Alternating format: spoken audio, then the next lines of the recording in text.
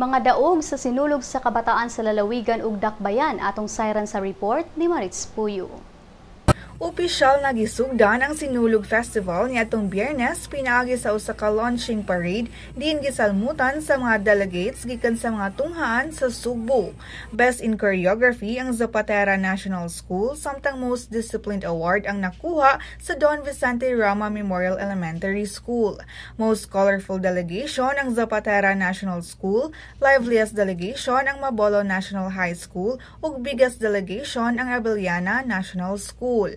Samtang niadtong Sabado, gipahigayon ang sinulog sa kabataan sa lalawigan. Sa Elementary Division, first placer ang Talisay City Central School. Ug nanghawod ang Upaw Elementary School, tribo madawehanon sa Special Awards nga Best in Musicality, Best in Costume ug first placer kini sa Best in Street Dancing.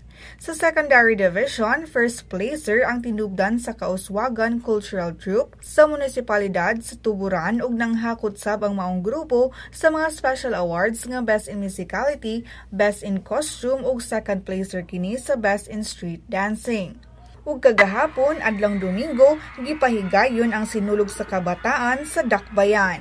Sa Elementary Division, Best in Ritual Showdown, first placer ang Don Vicente Rama Memorial Elementary School ug nakuha sab niini ang Best in Costume Award. Samtang sa Best in Musicality, ang Mabolo Elementary School ug first placer kini sa Best in Street Dancing Competition. Sa High School Division, first placer sa Best in Ritual Showdown ang Apas National High School ug nakuha sab niini ang Best in Costume Award.